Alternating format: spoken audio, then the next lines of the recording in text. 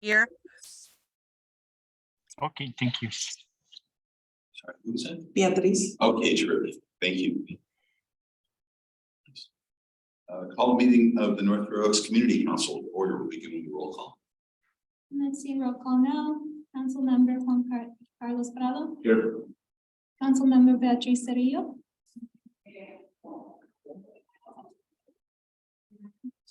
He's coming. Yes. Council member Eduardo Rodriguez. Oh, yes. Council member Eduardo Rodriguez.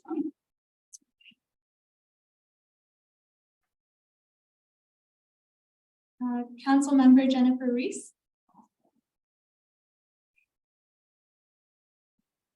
Vice Chair Blair Whitney. Here. Council member Niket Searcy. Present. Council member Kathleen Daly. Here.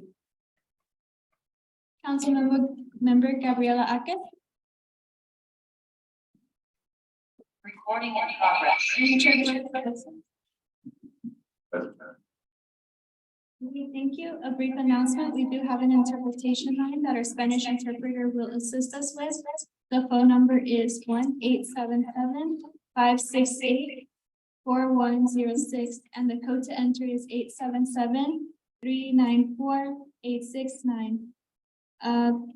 Francisco, would you like to provide us with this instruction in Spanish?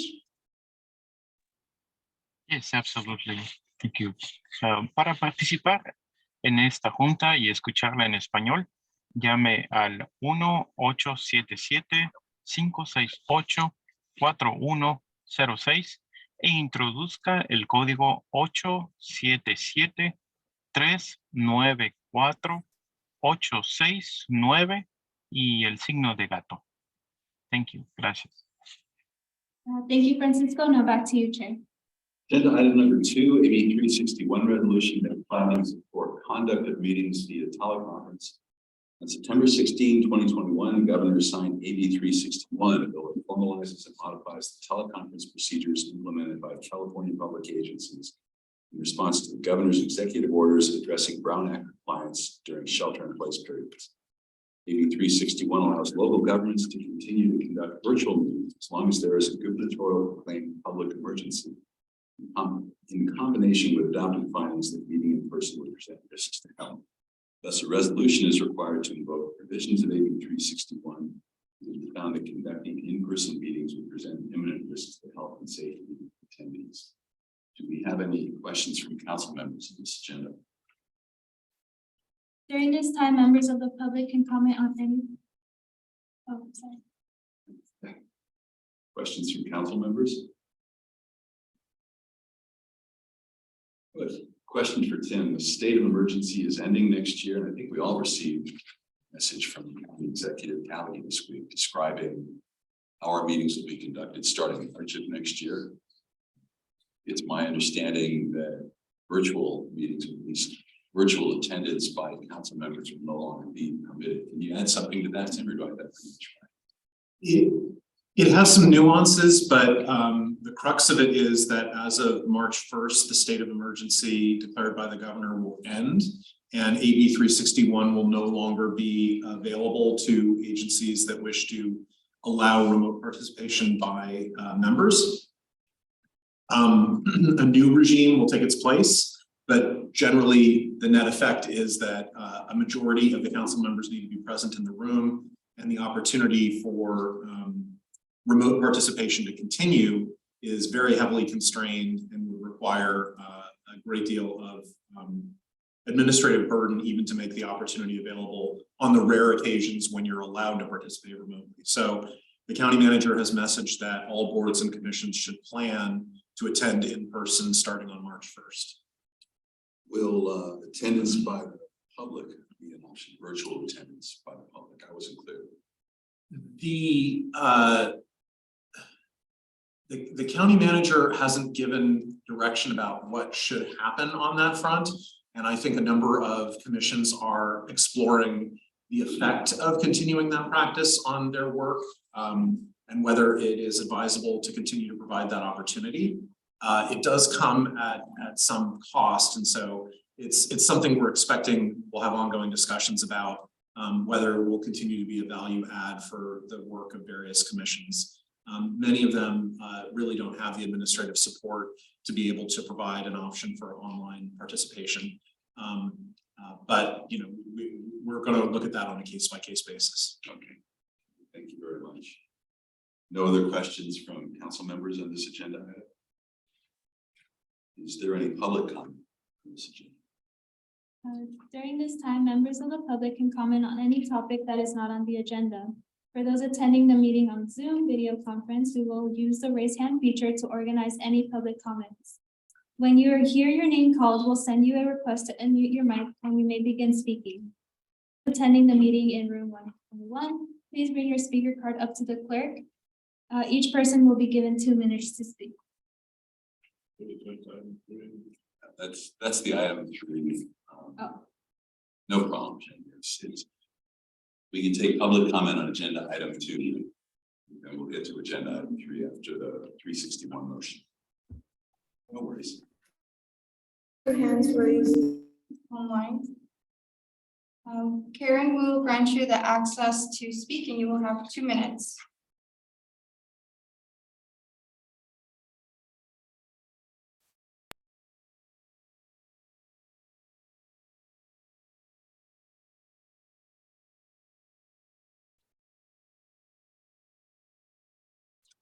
Technical difficulties. Okay, Karen, can you begin when you're ready? Thank you. My comment was actually for item number 3. I'm sorry, I'm mistaken. Should I wait till item number 3? Please do, Karen. Yes. Sure. Okay. When you can go when you're ready. Hi, good evening, Mayor and City Councilor. My name is Wing Tam from Carpenter Local 217. I work in the area for so long, so I would like to brought up some carpenter labor standards in the area. So I would like to talk about tonight is a four thing. So the first thing is local hiring. So such as right now, local hiring is so important for the city. Whatever carpenter live in the area. Your comment has to do more with agenda item 3, which is open public comment. Right now, we're discussing an agenda item that allows us to meet virtually as we're meeting. Oh, I'm so sorry. No, it's our bad. If you could hold those comments until we get to agenda item 3, that would be terrific. Oh, okay. Thank you. We'll call on you in just a moment. Thank you so much. Can I make the housekeeping motion to approve the thing? Please do, Blair. Do we have a second for the AB 361 resolution? Make a second. Okay, we need a roll call vote on this, Jenny. Councilmember Juan Carlos Abad. Aye. Councilmember Beatriz Cerrillo. Yeah. Councilmember Ever Rodriguez. Yes. Councilmember Jennifer Reese. Vice Chair Blair Whitney. Yes. Councilmember Niket Cersey.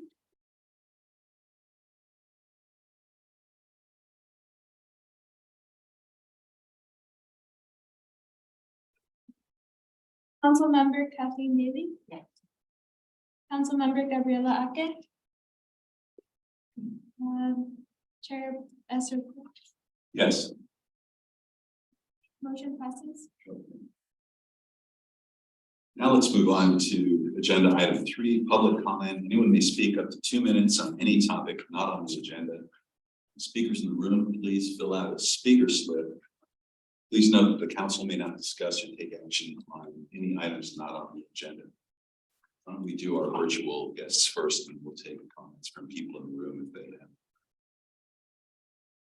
During this time, members of the public can comment on any topic that is not on the agenda. For those attending the meeting on Zoom video conference, we will use the raise hand feature to organize any public comments.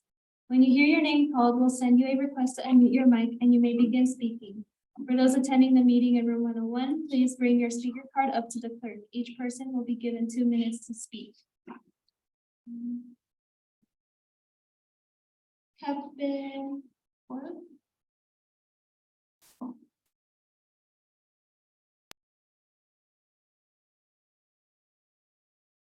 Good evening, everyone. Thank you for having me. My name is Kevin Foyles. I'm a emergency manager for the Department of Emergency Management for San Mateo County.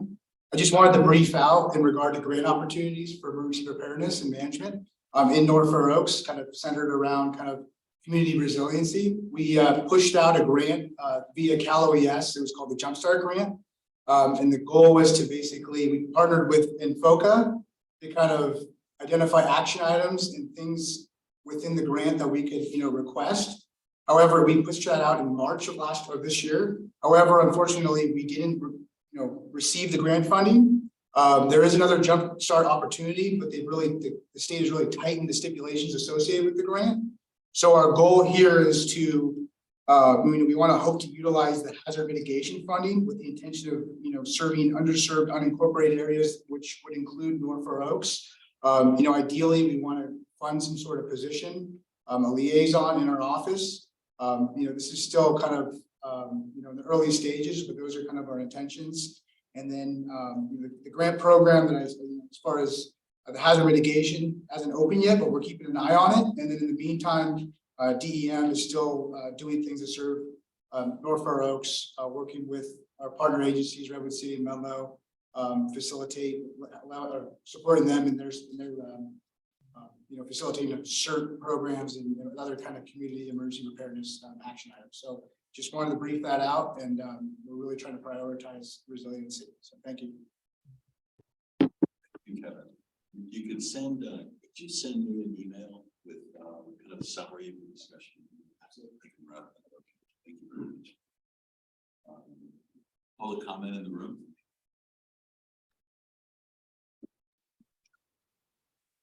Let's take our online comment then, so Ms. Jennifer.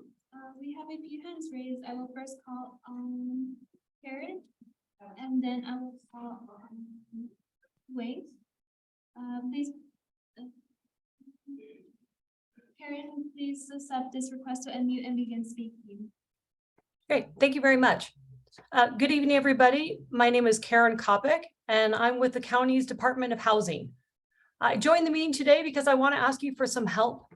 Next month, the Department of Housing will be holding a series of community input meetings, which is going to inform the goals, the strategies, and the activities that the county is going to propose in its next federal funding consolidated plan. This plan will determine the use of millions of dollars of federal funds provided to the county over the next 5 years. Our goal for these community sessions is to help residents explore and prioritize what they see are the housing and community development needs in their community and discuss solutions through their lived experiences. It's really important for us to reach all segments of the community. Therefore, we really appreciate your help in getting the word out about these sessions, and particularly our first session, which is going to be Tuesday, November 15th, from 6:30 to 8 p.m. at Synopsis School, which is actually quite close, as close as we could get to North Fair Oaks, given the community center is closed. This session will be held in Spanish to facilitate engagement by our Spanish-speaking residents. Other sessions that week will be in English and Chinese. I will forward a flyer to the council with the community meeting times and dates, but I want to take advantage of the meeting today to let you know that these are coming soon, and we'd love your help in getting the word out so your stakeholders to make sure that their voices are heard and their needs are understood. And I hope to see you there as well. Thank you. Thank you very much, Karen. We have additional comment. Wayne, please accept this request from you and begin speaking.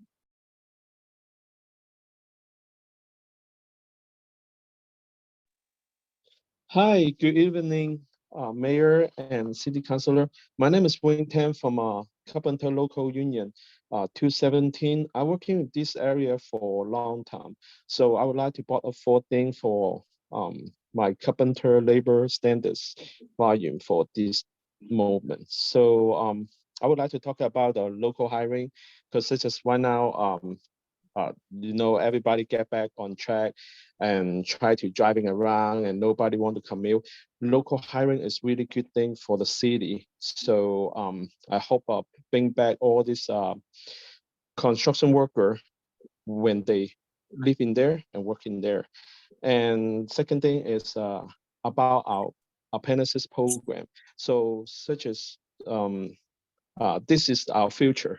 So local hiring for the apprentices is really good for the young fella. And the third one is healthcare benefit. So not just only me need the healthcare, and also my family also.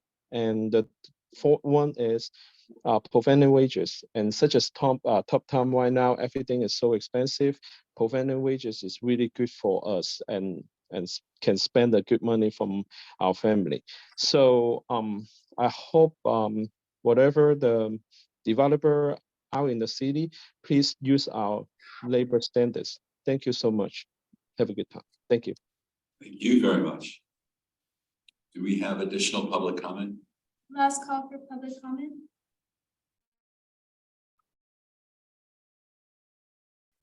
There seems to be no more public comment. I will now turn it over to our interpreter to see if there are any public comment on their end.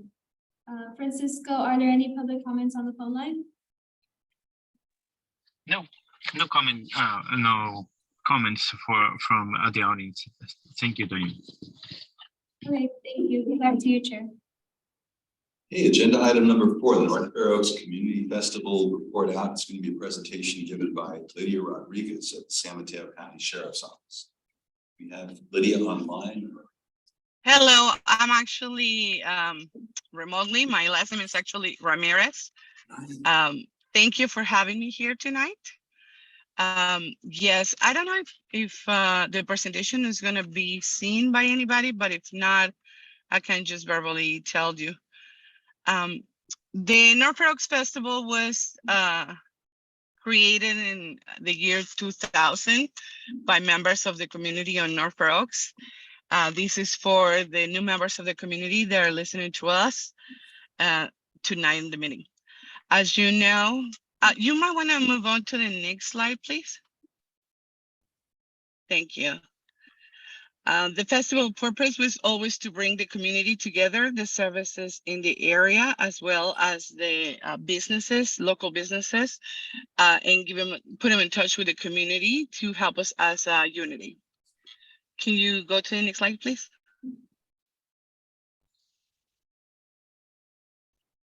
So after a few changes in the sheriff's office and the 2-year COVID hiatus that we have, we thought it was a good time to come back, bring the festival back to the roots, and just bring services out to the community, as we thought they were in heavily need after being at home or without a job for a long period of time.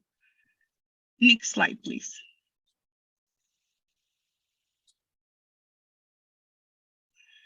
The festival has also been given scholarships since the beginning, but at the beginning we used to have a scholarship called the Queen of the Festival that we transformed in 2016 with the help of Casa Círculo Cultural into a community impact scholarship. So it could benefit not only girls participating, but also boys that are in our community. This year, we were able to accommodate $10,000 in scholarships to 10,000 teenagers that are going to college. Next slide, please. This, of course, couldn't be possible without all our sponsors. These sponsors have been helping us since the beginning of the festival, and they come back this year to continue the labor of the festival, bringing the community out and providing services for them. We can move to the next slide, please.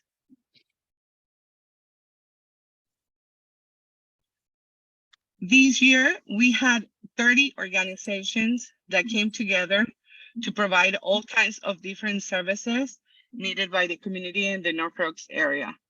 As you can see in the listing, most of these organizations are community organizations or nonprofit organizations. Yes, we have a couple of food vendors because who's going to go to a festival if there's no food? But I mean, I won't stay too long. But the purpose of having the festival this year, like I mentioned before, was to connect again our community with the services that are in the area available for them And I think we were very successful. We had a big support from the organizations in the area.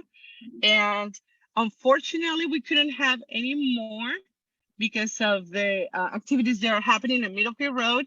We have very little space, but we're hoping that next year we can provide more bring more organizations together, I'm sorry, so they can provide more services to the community. Next slide, please.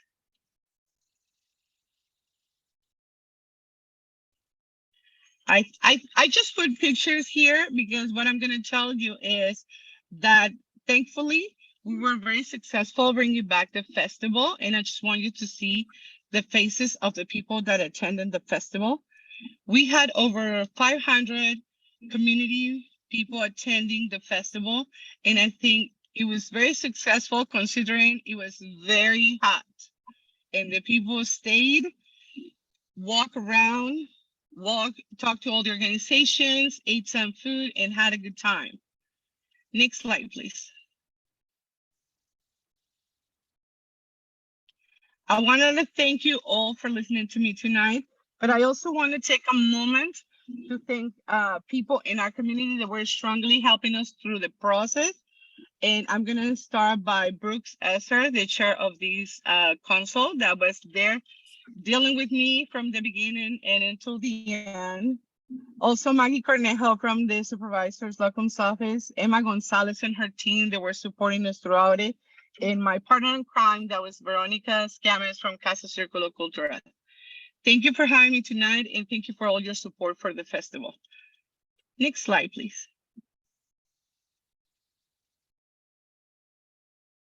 This is our contact information.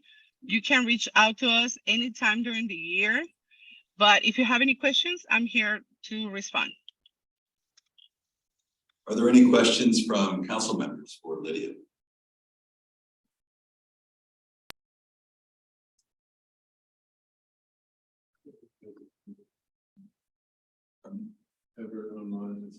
I'm doing this on a phone tonight, which isn't very good. Thank you. Councilmember Rodriguez, go ahead, Ever, please.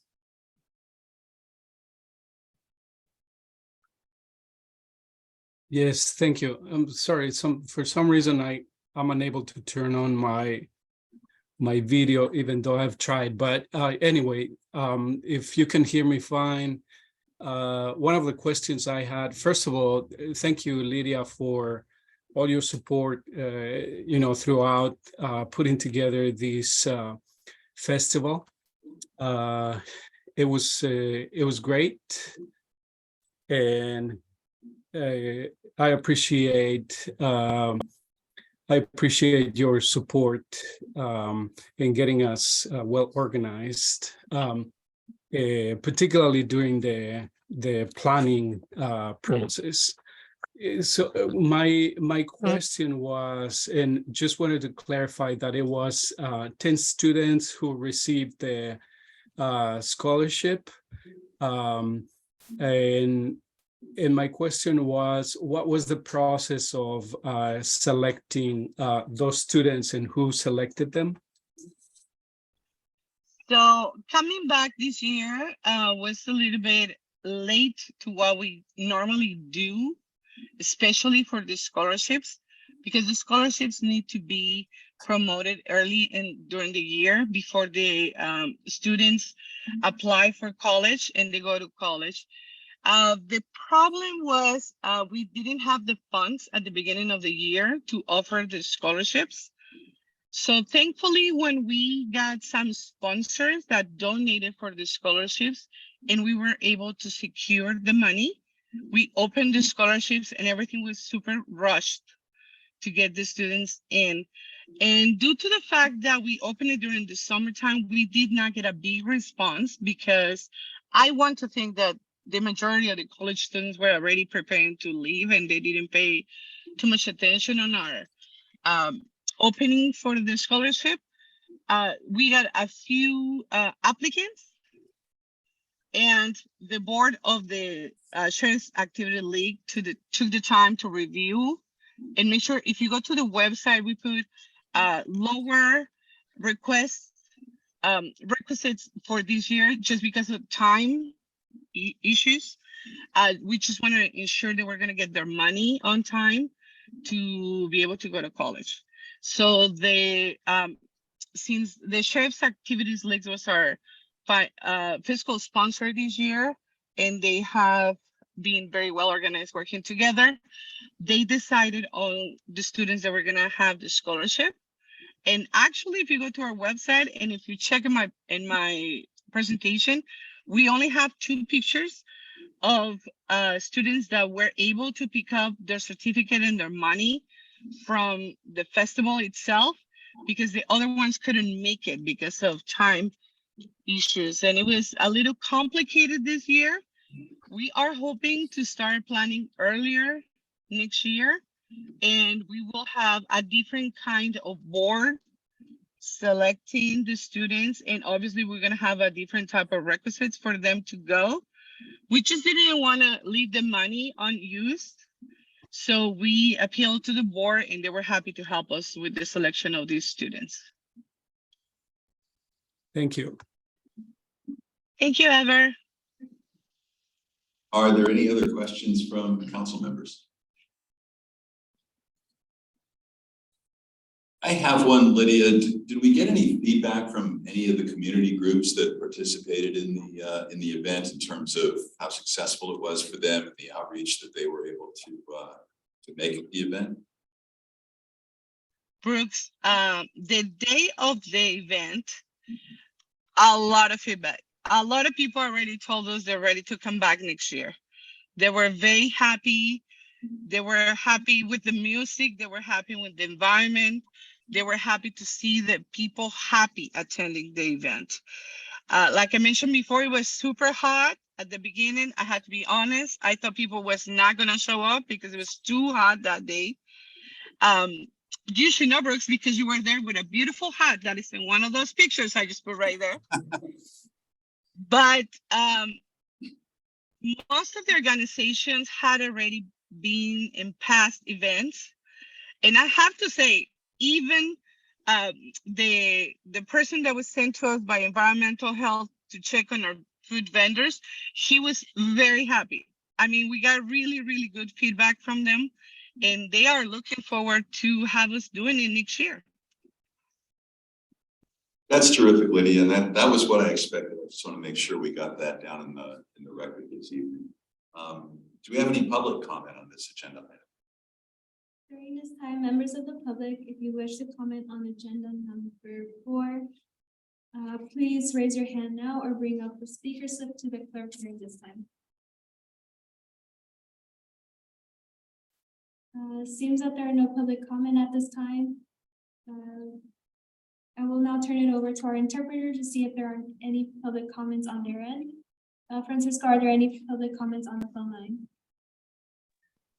No comments on the phone line. Thank you. Okay, thank you. Back to you, Chair.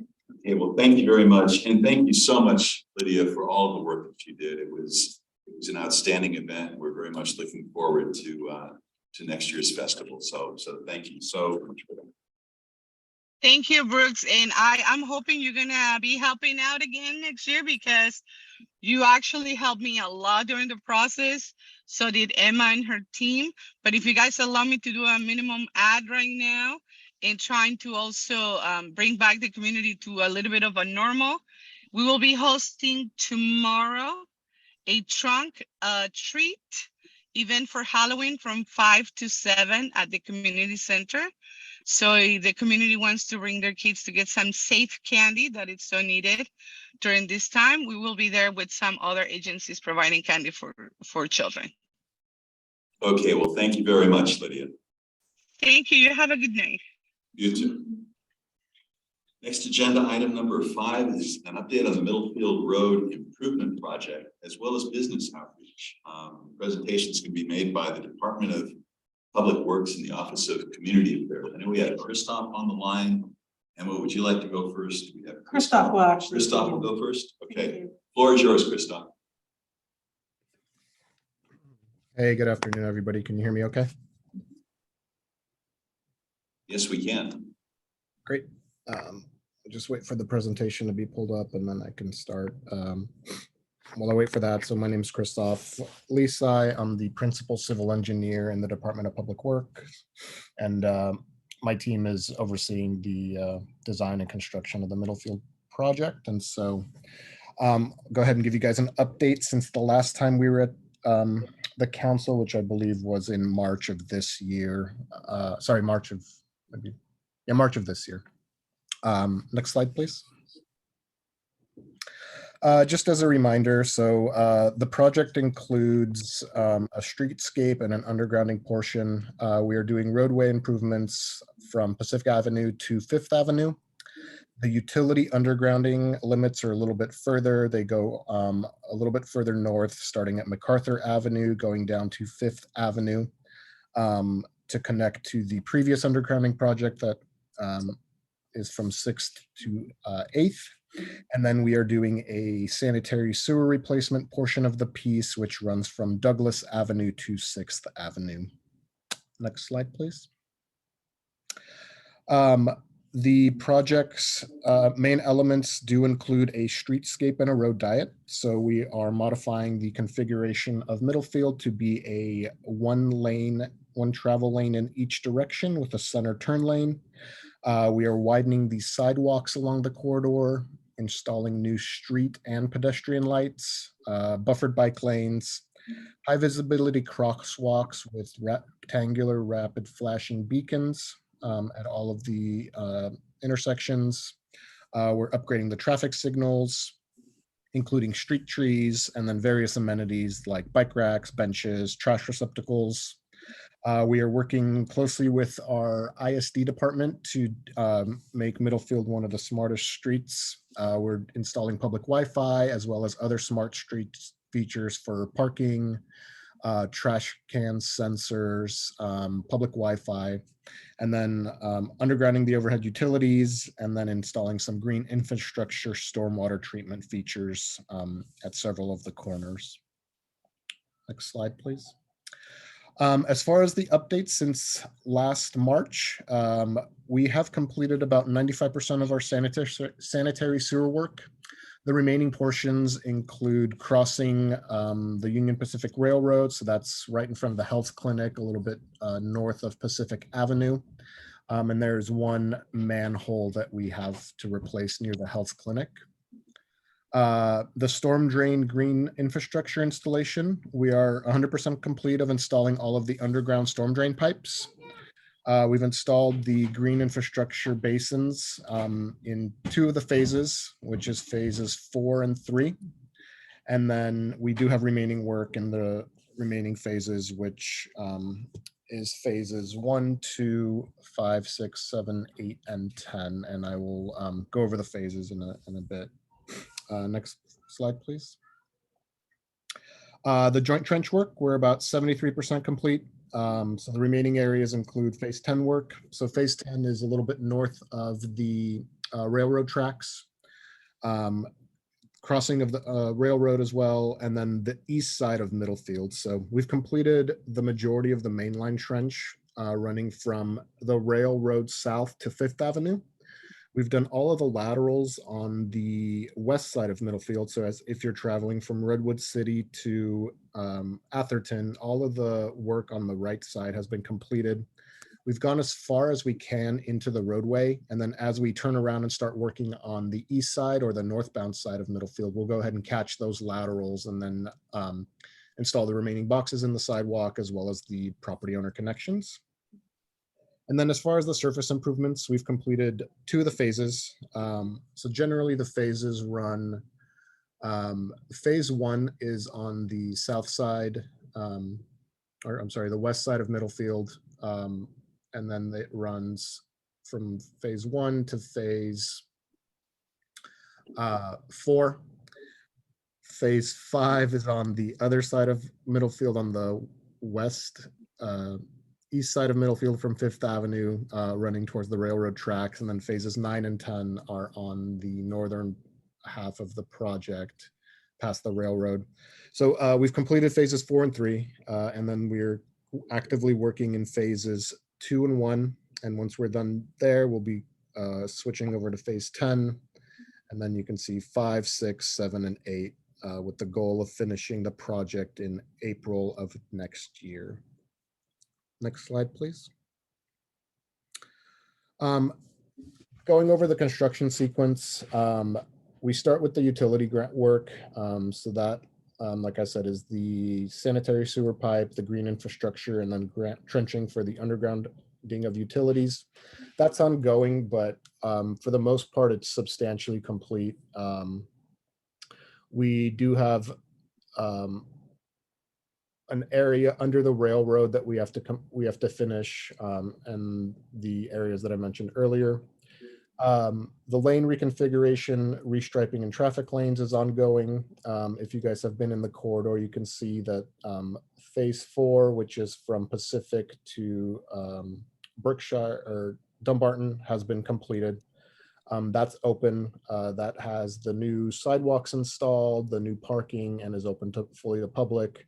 We are actively working on phase 3 and should be opening that up to the public in the next few weeks, with the goal of finishing the west side of Middlefield by the end of November. After we do the lane reconfiguration, we do the sidewalk construction, as I'm sure you've seen.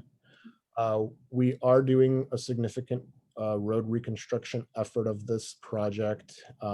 We are bringing the crown of the road. So typically right now the road is crowned, which means the high point is in the middle of the road.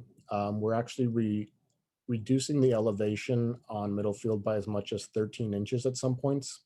And this is just intended to help with drainage and make sure that when we finish the roadway, it's nice and smooth and the water flows.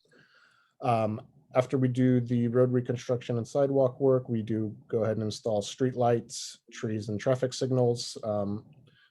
Several of the street lights and traffic signals are going in. The trees are going to be one of the remaining items to go in, just because we have to have the irrigation system installed, and you can't we don't want to install the trees until that is ready and commissioned. We are going to have a significant lift when we cross the railroad. So we're doing something what's called a jack and bore. They'll be digging a pit that goes down about 10 to 15 feet on either side of the railroad. And then they basically use like a tunneling machine to drill a hole under the railroad, and then through those pipes or casings we'll install our sanitary sewer lines and our underground utility lines. Once we're done with the project, PG&E will come on board and the other utilities, and they'll be the ones that actually pull the wires from the existing poles into the underground conduits. They'll test it and make the connections to the businesses. There'll be a parallel system in place until all of the underground system is all the wires are pulled, it's tested to make sure it works, and then there'll be a cutover of the work. Typically for the utility poles, they get removed from the top down. So PG&E is the very top of a utility pole. They'll come in and remove their work. They'll cut off a section of the pole, and then the next person in line will kind of remove their line. So typically is like Comcast, AT&T, Verizon. And then the last person on the pole is the one that replaces it or removes it and then patches the sidewalk. Once all of that is installed, there'll be a public Wi-Fi installation piece that runs concurrently when we do the undergrounding of utilities. And then, like I said, the underground system will be energized, and that'll be the new system for the all the businesses. Next slide, please. I'm just going to go over some of the photos that we have since the last update. Access during construction is a very important thing for us. As you can see, we are trying to maintain access and signage for the businesses. I'm sure Emma will go over some of the efforts that we are doing as part of the Office of Community Affairs, but DPW and the Office of the Community Affairs, we meet on a regular basis, several times a week, to discuss business impacts, any kind of concerns or complaints we get from the property owners, or business owners and work to make sure that we're actively working to maintain access, inform the property owners and business owners of the construction duration, things like that.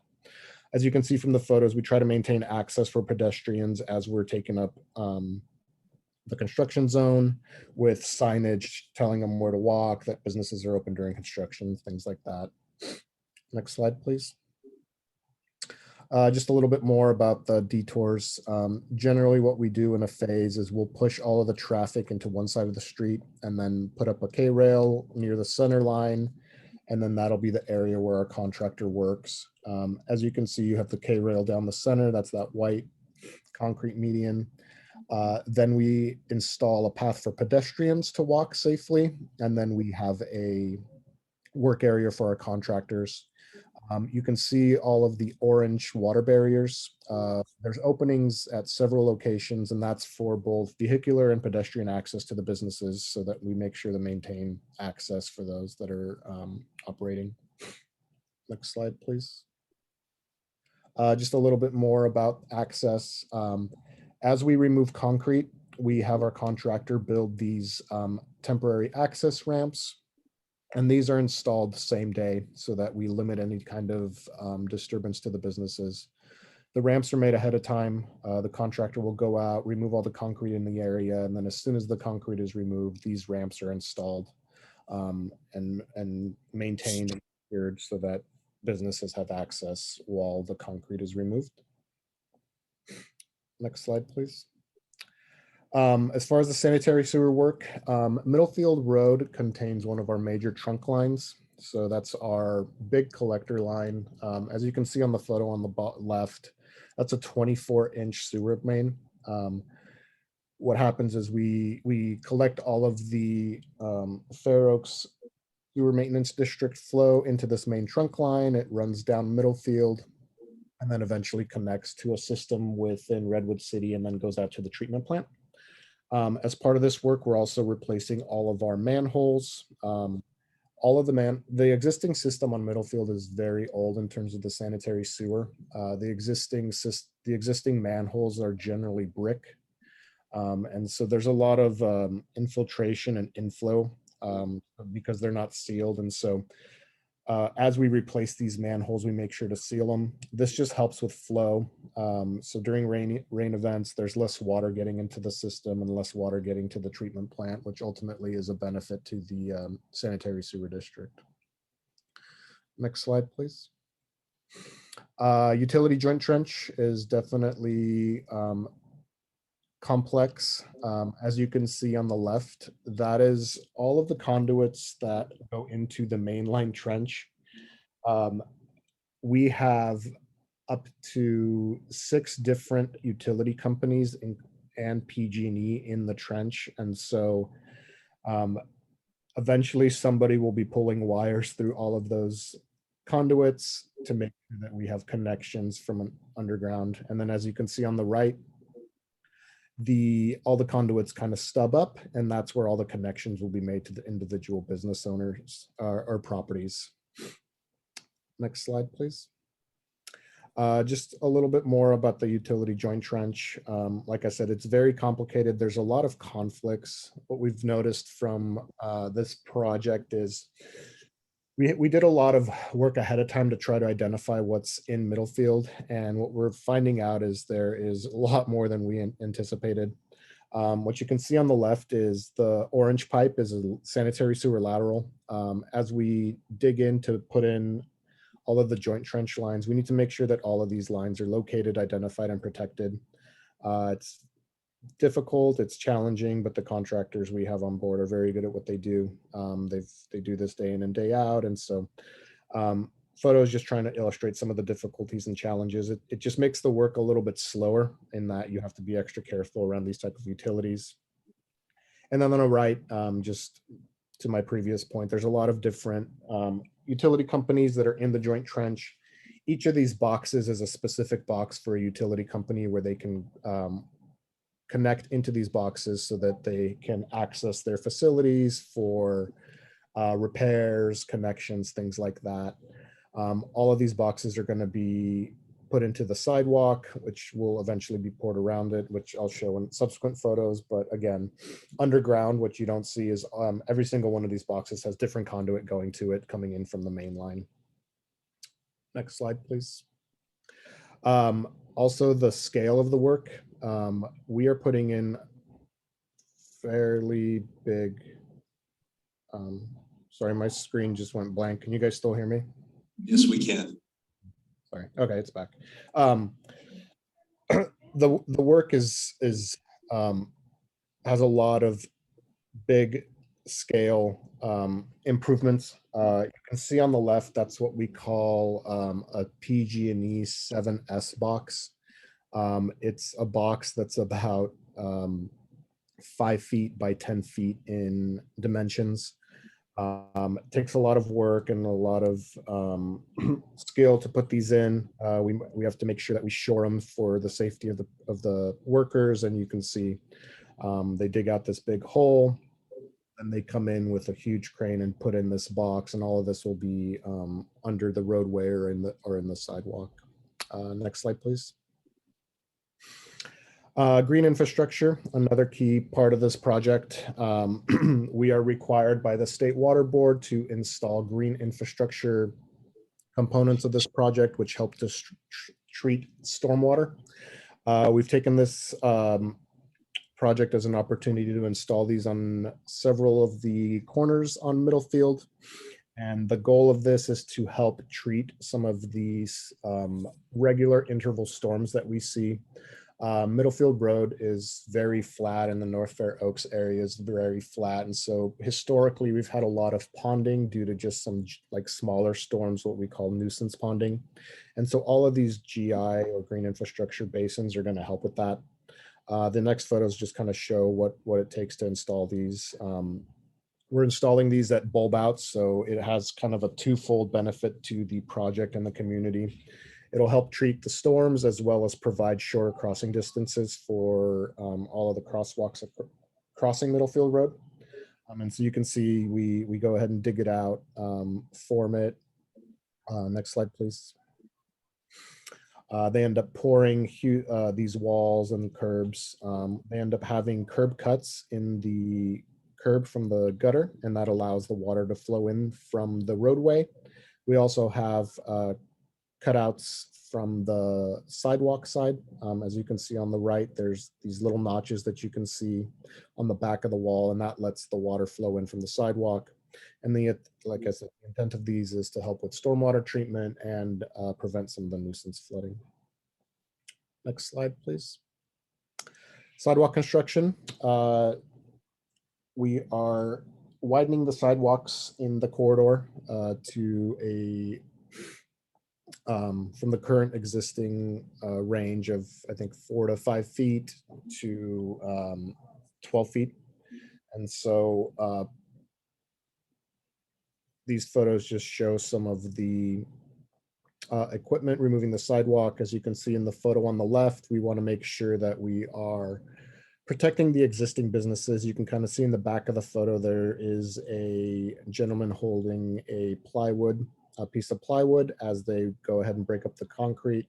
We want to make sure we're not damaging any of the existing buildings or causing any issues with the business owners or property owners. And so we take proactive measures to make sure that when we do the demo, it's nice and clean. And then, as you can see on the photo over right, as soon as the concrete is demoed, we install the access for the building and then haul away the debris. Next slide, please. As far as sidewalk construction, we've completed sidewalk construction in 2 of the phases. We have 6 more phases to complete.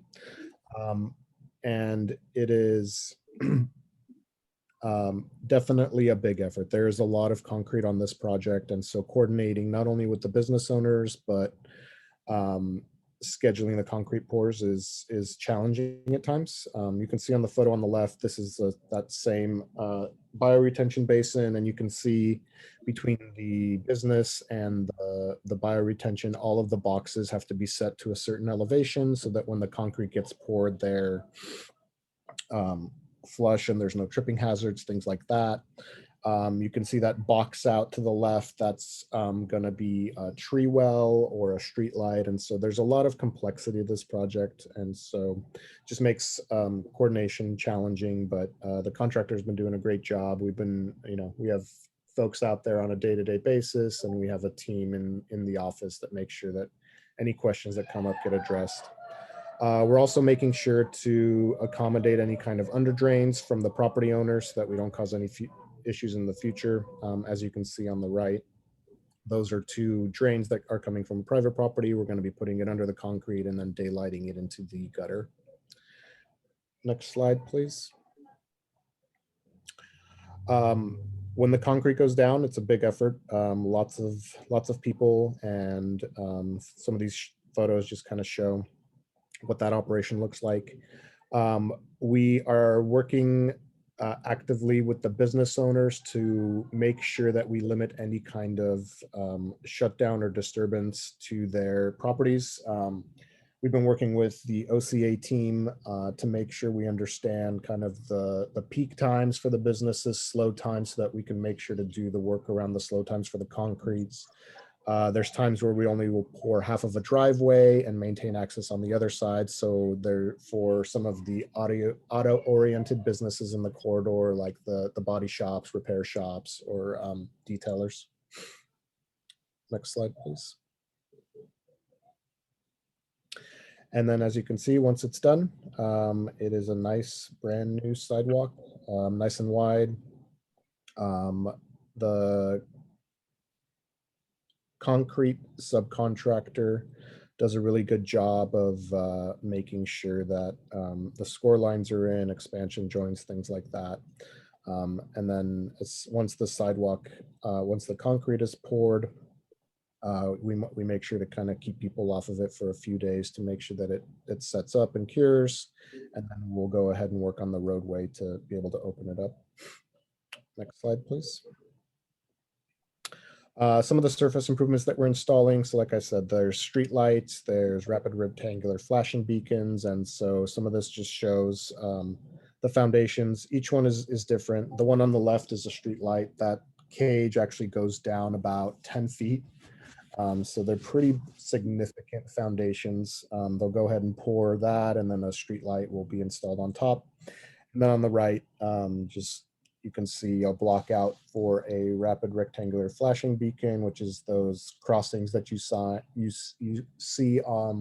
We had two installed on Middlefield before this project started, and this is just lights up when pedestrians want to cross. They need to be powered, and so you can see the stub outs and the foundation that'll be poured in the photo on the right. Next slide, please. Once it's all of the improvements are up, you can kind of get a gauge of what the corridor will look like. Obviously, it's a little hard to see the final version just with the existing joint pole, but you can see some of the street lights, pedestrian and up. The sidewalk poured. You can see the vaults in the forefront of this photo, how those are poured and flushed. So we're excited, and you can take a look into the first phase, like I said, between Pacific and Dumbarton, and get a feel for what the project will look like once it's completed. Next slide, please. Once the concrete is poured, we go ahead and do the roadway work. You can see the photo on the left. So that's the area where I talked about earlier, where we are reducing the roadway elevation. That right there is about a 13-inch cut in the roadway, and it actually gets deeper as you work your way south toward Fifth Avenue. So what the contractor does is they remove all the existing AC, they get into the subbase, which is what you see here. They roll it, and then we make sure to do some QA/QC testing. This gentleman you see in the left is doing a compaction test. We want to make sure that everything is done per our spec. On the right, what they're putting in is fabric. Just some of the creative ways we can get more for less. Typically, the thicker the section that we put in for a roadway, the longer and sturdier it'll be. Putting in this fabric is the equivalent of putting in 2 inches of AC. and it is a fraction of the cost. And so we try to leverage technology and the latest practices as much as possible. And so they'll lay this fabric down and then pave over it. Next slide, please. And so they've completed paving in 2 of the phases, phase 4 and phase 3. You can see here they're doing the paving in phase 3. In the photo on the left, you can see some of that earlier cut for the roadway. We did bring up the elevation significantly. And then on the right, you can kind of see them finishing off the paving in phase 3. Next slide, please. So like any project, any construction project, we definitely have had our challenges. I think the project duration is definitely taking longer than we had originally anticipated. Utility conflicts are numerous, and they require us to be agile and do some on-the-fly redesign of the irrigation, streetlight foundation, conduits, and sewer pipes. And so we've been actively doing that.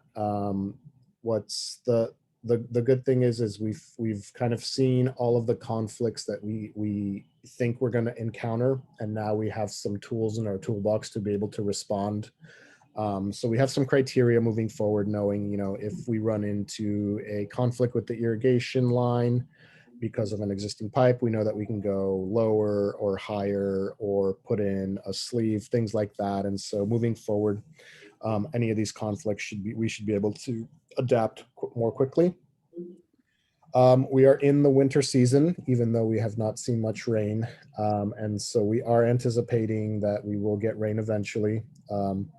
Hopefully, right? We definitely want rain for the region overall, but it's not necessarily the best thing for our construction projects. And so that will cause some further delay. There's certain things you can do in the rain, but generally we try to limit any kind of construction work in the rain for several reasons. And then coordinating with utilities has been challenging. PG&E, the railroad, AT&T, things like that. It's we've have good rapport and good contacts with the representatives from the utility agencies now, and we've been able to get them to respond quickly and be proactive. And so we feel good in our relationships now, but it's always challenging when you find something and then that isn't shown on any plans, and then it takes a while to kind of figure out who owns it. As far as the project approach, we've made some changes in the way we're managing the project based on some just lessons learned, some of the conflicts, some of the challenges. And so the DPW project team and the Granite Rock Construction, who's the prime contractor, we meet on a daily basis to address issues as they come up. We have had several meetings with our county leadership, including the county executive office, and they continue to provide us support and the commitment we need to get the project done as fast as possible.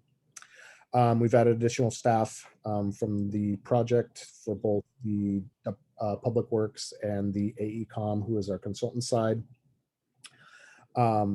And we've been working closely with the ROCA team to make sure that the outreach to the business and property owners, we try to be as proactive as possible to provide updates on anticipated work, potential detours. We really appreciate the work that OCA has done. They're very vital to us, and they've been able to establish really good relationships with the property owners. They have a database of, I believe, almost everybody on the corridor. And so we're able to very quickly to provide updates, answer questions, things like that. Next slide, please. In terms of the project schedule, you can see here, this is a truncated schedule. We started towards the end of May in 2021, and right now we are projecting to be completed in the middle of April. The remaining work is going to be the joint trench, concrete site amenities, and the paving. Based on where we are on the contract, we are about 78% of the contract time completed.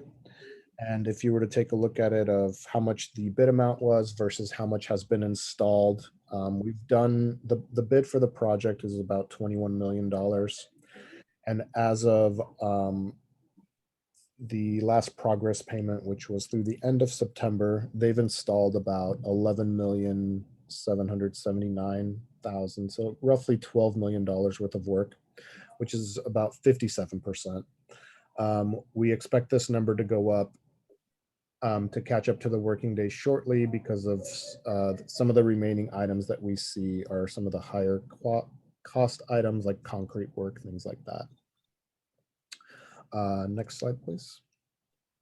As always, we want to remind everybody to slow for the cone zone. It's an active construction site and there are changes on a weekly basis. If you've driven through the corridor, you can probably relate to some of the traffic changes that you see. Please be aware and share with your friends, neighbors, anybody that visits Middlefield Road to be aware of the lane configurations and to obey the stop signs. And then we want to thank everybody for your patience as we work to complete this project as fast as we can. Next slide, please. If you'd like to stay up to date, we have weekly updates that can be found on the middelfieldroad.org project site. We update that with the latest information from our weekly meetings that we have with the contractor. We also have a DP or a Middlefield Road specific email address if you have any concerns. Any kind of constructions related questions, you can call Public Works or email us at the information there. And then any other project related items, you can contact our Office of Community Affairs at the contact information at the bottom of this slide. Next slide, please. And so I believe there is a second half to this presentation, but I guess we can go through that and take questions at the end, or if you guys have construction specific related questions, I'd be happy to answer those. Let's go ahead and finish the presentation portion, then we can take questions at the end of that. Next slide, please. For those of you that I haven't met, my name is Emma Gonzalez and I oversee the Office of Community Affairs. And with me today is Cecia Velasquez-Berg, who is our community liaison. So much of this, when we talk about the outreach is being done, Cecia is here tonight and that's who we represent. Next slide. So when you hear about the challenges and you hear about, you know, it's not always going as any construction, doesn't always go according to plan. But we do heavily rely on our engagement with businesses, and that is extremely important, and really that bi-directional communication. It's not just us feeding information out, but really listening. It requires a lot of listening because we have to listen to the needs of the businesses, the business owner, and really better understand what the challenges are, whether it's the recycling that needs to get picked up on a Monday, and how do we get the recycling can to the front to allow our college to get out there. Or the delivery man that comes on a Tuesday. Everybody's schedule is different. So really that is Cecia working one-on-one with each of those businesses as the phases are going through, as well as Cecia going out and talking to the businesses to really better explain what the phases are, what to anticipate, and if we have some, maybe not going according to plan, and really some bumps in the roads that may come across. And so really is being proactive. And she really is now on the ground. She's there about 4 days a week. And sometimes she's actually the one that brings some of the proactiveness of saying, wait a minute, have we thought about this? And really brings those things to light. As Christoph mentioned, we are on calls every Tuesday morning, every Wednesday, and then even more.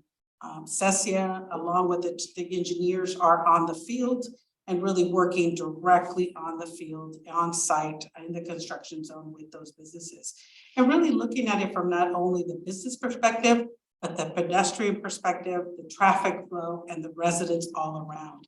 Because that is a major artery coming to and from, not just those that live in North Fair Oaks, but those going to Menlo Park, driving just to Costco. I mean, whatever that may be, it's a major artery. So we really have to look at the community at large. And then providing those construction updates and project development. And so that is like the 2-week look ahead. And we try to look to see and anticipate working with, as we said, is everyone and really keeping everyone informed. As you guys are aware, there's also a high school, elementary schools. And so we really have to work with the community at large. And so that is much of the work that Cecia is doing on the ground. Next slide, please.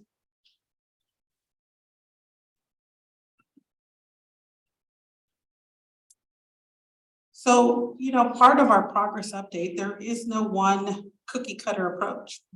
It really requires a multi-pronged approach, and we have different ways of communicating. And that is whether it's through social media being through, whether it's a Twitter feed, Facebook, a post, etc., or a text. Many of our businesses require texting. Just text me. We have a massive text list, and we, whether that's through WhatsApp,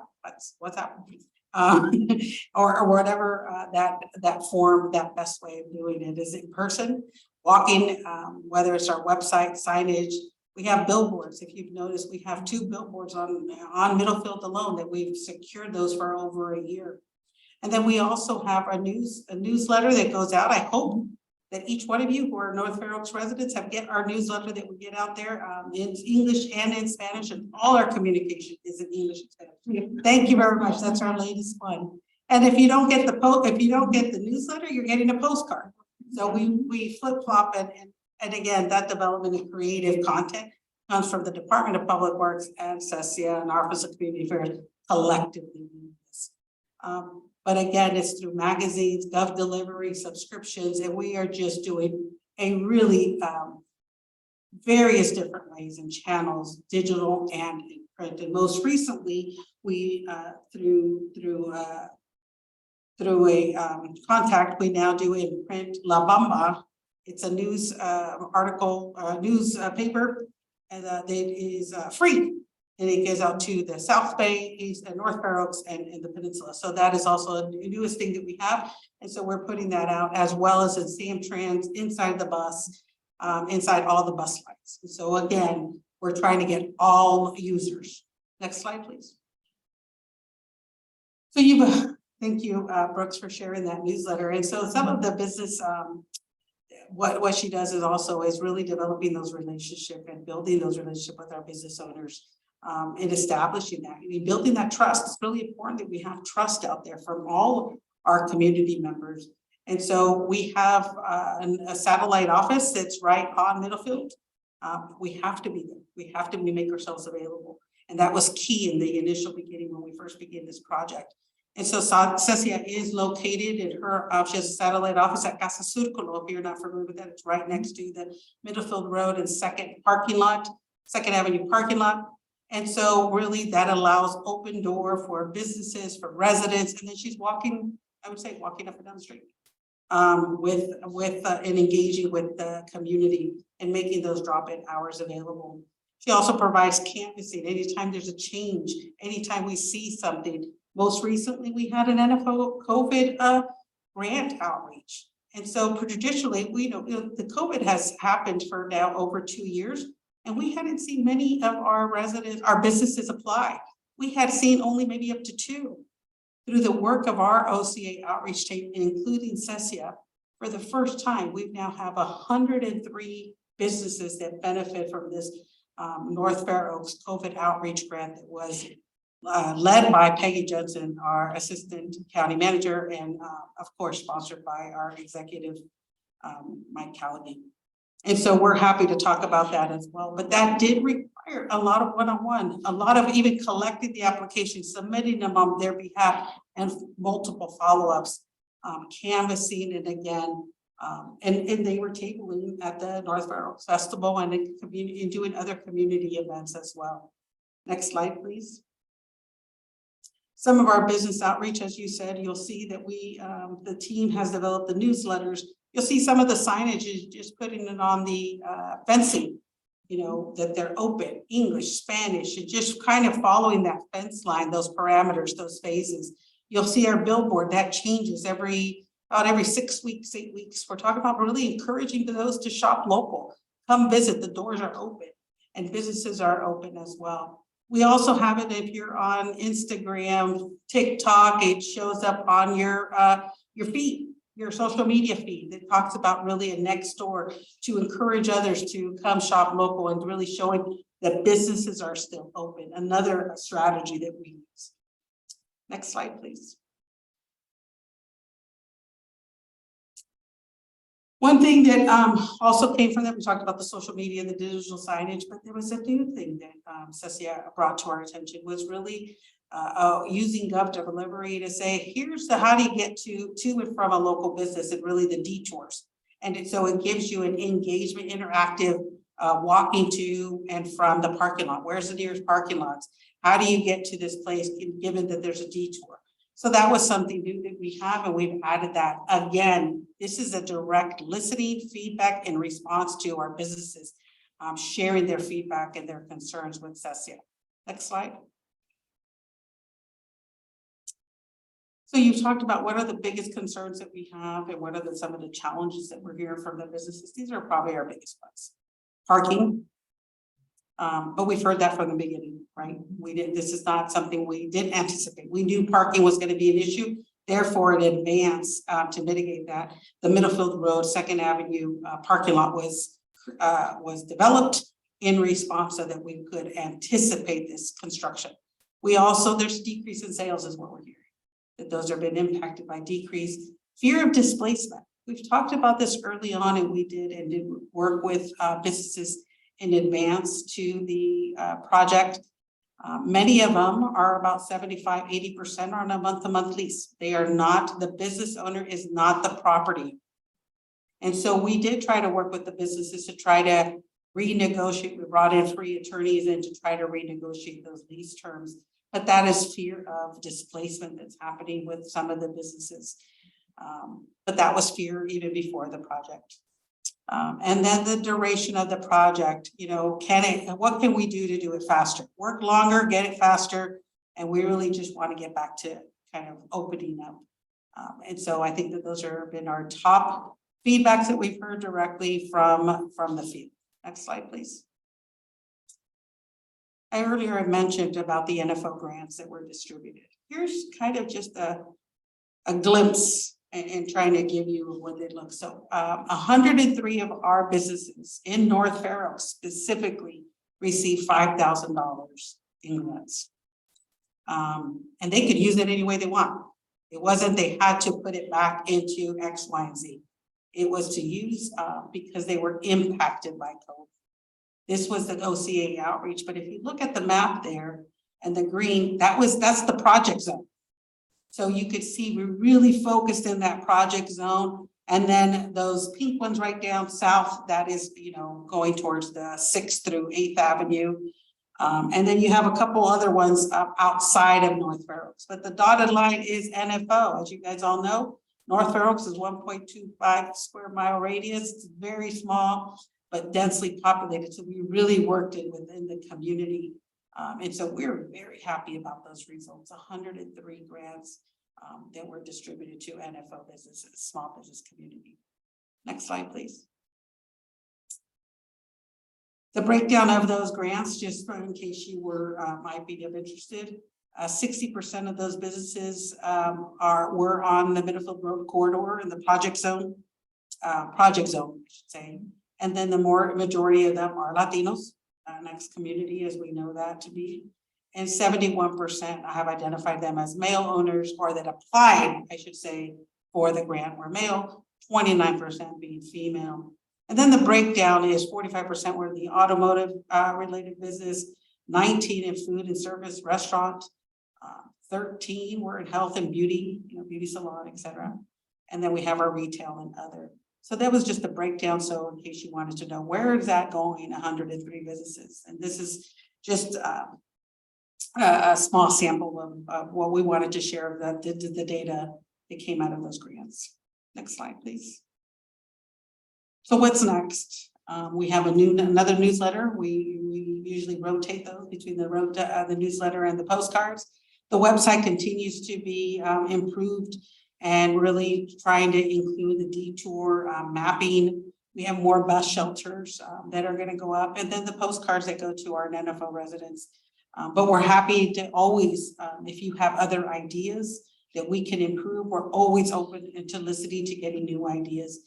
As we know, this is a multi-pronged approach, and it's not one direction, but it requires kind of a collaboration from everyone to really help us to get the word out and improve our communications. There's always, you keep on doing the same thing, you get the same results, or we're a fond believer of there is no wrong way of communicating, but rather using all communication efforts.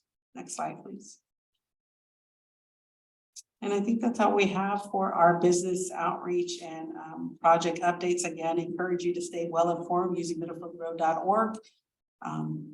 And it is a bilingual website as well in English and Spanish. Thank you. Thank you very much, Emma. Do we have any questions from council members, either Christoph or Emma? I see Niket. Councilmember Cersei has raised his hand. Please go ahead, Niket.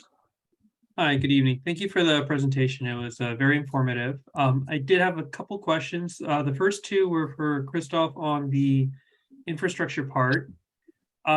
You showed a lot of the green infrastructure in there. I was just curious, they looked kind of like pits for treatment. Is there anything going to be going into that or filled? Yeah.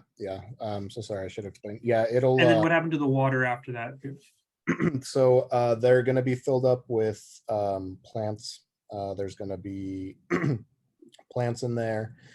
It's plumbed to the drainage system on Middlefield Road, and so the intent is to store. It's more like a storage gallery. It goes in there, it stores it, and then there is an overflow and an under drain. As it slowly percolates out, it removes all of kind of the contaminants in the stormwater through a special mix of soil and aggregate that we install. And then it goes into our typical storm drain system. Middlefield has a kind of, not a full drainage system. It has a bunch of bubble ups. So they go across Middlefield, going west, and then eventually bubble up and it surface flow until Edison. And then there's a storm drain system there that takes it out to one of our pump stations. Got it. Thank you. And then I may have missed this when you were talking about the undergrounding for the wires. What happens to the poles after all the wires come down? All the poles will be removed. Okay. Do you have to pour again to replace the footings, or? Yeah, so what'll happen is there'll be kind of a parallel system in a point. Eventually what will happen is all of the wires will be removed from the poles. The poles will be removed, and then those poles will just be patched with concrete. So there won't be any poles, except no joint poles, right? The only thing that'll be out there will be like the street light and the pedestrian lighting poles. Got it. Thank you very much. And then the last question I had is for the outreach. I was just curious, are there learnings we're taking from the current outreach work that can be applied to the future to help the businesses, not necessarily the grant program, but marketing efforts or outreach things that can be done and enhance the economy and business in that area? Yeah, thank you for asking. So if you're familiar with, and I hope you are, Census 2020, our office led the Census 2020 effort. So we learned a lot from that. And I like to always brag a little bit that we were the highest response rate in the entire state of California. But this is very different, North Fair Oaks. And the approaches that we would use in North Fair Oaks, just like anyone, is very different than we would use in coastal communities or in Daly City or in East Palo Alto. What we've learned from the small business community, specifically in North Fair Oaks, it requires a lot of high touch points, really walking through and helping them complete the paperwork. There is this fear of, I don't want to ask the government for any money, because then how is that going to impact my future, whether it's my future pathway to citizenship or my future anything. And so we really have to build that trust and being in part of the community, somebody I can relate to, somebody that speaks my language, somebody that understands what I'm going through. It's been part of what's made it so successful. CESIA, being stationed in North Fair Oaks, is bilingual, speaks directly, is able to speak with them, not to them, and listens and really advocates for them and for their needs, and really trying to accommodate as best as possible. That is, I would say that's probably been one of our largest lessons, is Even if we look at 2 years ago, why were we not as successful in securing grants versus what we are now? And it really required high touch points, a lot of staff. And that is a success to not only CESIA, but we have an entire outreach team. 2 of them are present here tonight that are really our point of contacts, and that's Deanna and Jennifer down at the end. And they work very strongly with the business community as well as the residents. And I do want to give you a glimpse of that is CESIA's work and the outreach team's work has been so successful that they you've heard of scope creep. We definitely had a couple scope creeps where they've got calls about a tree that was overgrowing, and now next thing you know, they're calling up and they're arranging for a tree to get pulled out. And it was like, wait a minute, that's outside. But it's that type of work that we're here to help the community. We're never going to turn our backs. And that is really being civically engaged with our residents and our businesses. And that is our biggest lesson. It really requires boots on the ground, grassroots, just right down to, kind of traditional, outside of traditional grassroots canvassing and outreach and business engagement and resident engagement. Well, thank you very much. Appreciate the work. Thank you, Niket. Do we have other questions from council members for either Gustav or Emma? I just want to say amazing work. As a small business owner, it is boots on the ground, it is understanding, and definitely in that area, we do know that there's a lot of things going on. And so I just have to applaud your efforts. I mean, that is huge. 103 very different businesses who would not want to go out and ask for that money. Challenges, what do you mean paperwork? I have to go attend to my cooking in the kitchen or my customer that's waiting there. So that kind of help is huge to small business. So I just want to say thank you for doing that work. And do we get to keep you when we go into the next day? Yeah, Okay. yes, that's the intent. All right. But thank you. Really good work. Councilmember Rodriguez, you have a question?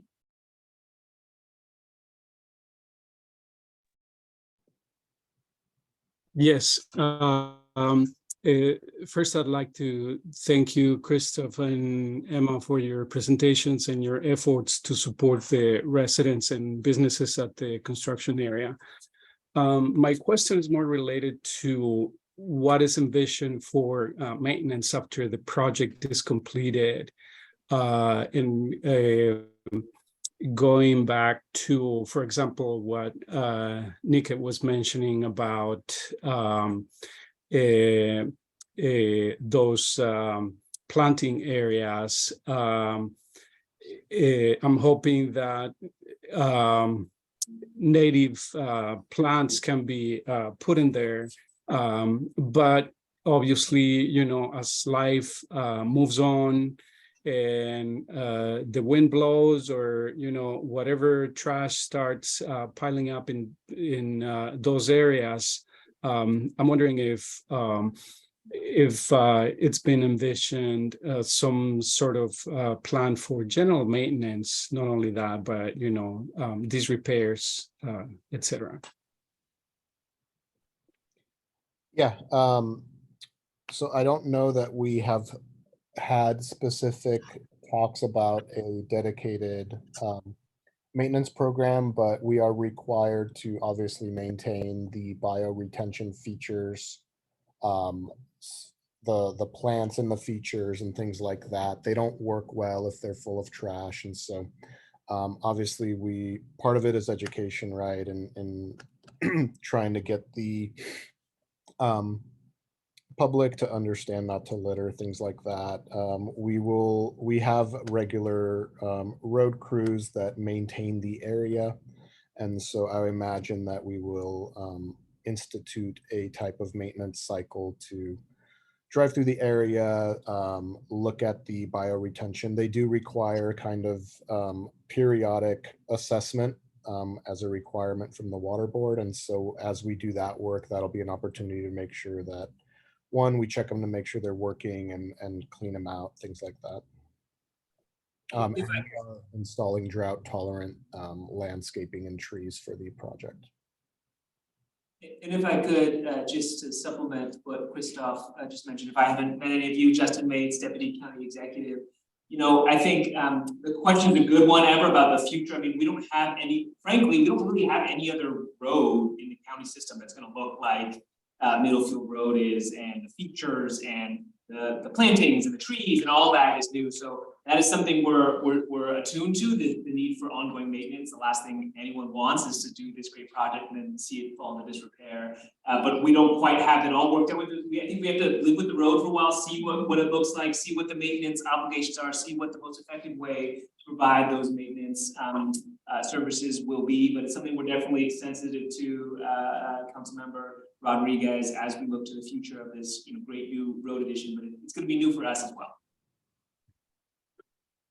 Thank you, Justin. And just to cycle back to what Christoph was saying about educating the public, I think that is a really good point to drive, because at least I know that in the last iteration of the other side of the Middlefield Road redesign from 8th to 5th Avenue,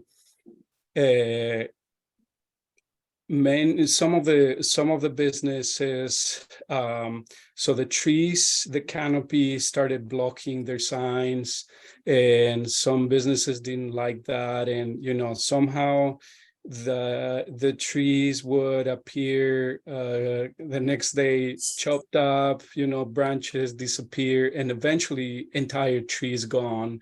So there are planters that are essentially empty, that have not been replaced. But I think that if early on particularly the businesses and the owners of those buildings are provided information not only about caring for for those features outside in the public way, but also if there are any fines that could be assessed, for cutting a tree, damaging or something.